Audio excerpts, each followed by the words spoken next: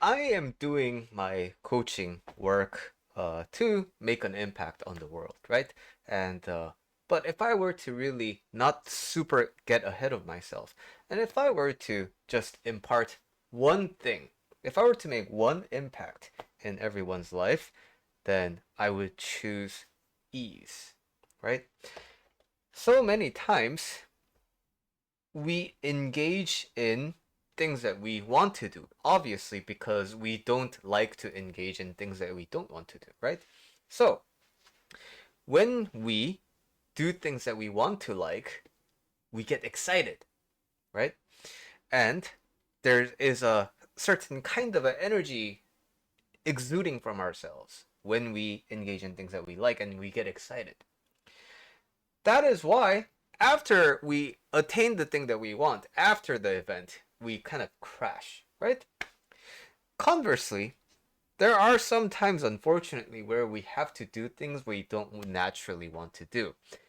In those times, we get stressed and there's a lot of tension, right?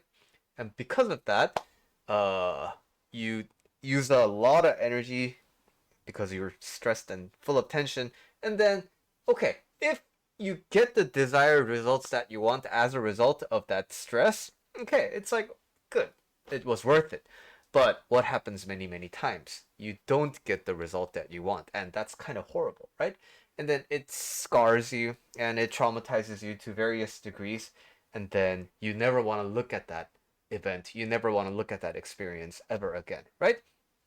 Okay, if life was a singular event, which it kind of is when we look at it from the far lens, then I think engaging in this one event, however you want, it doesn't really have that many consequences.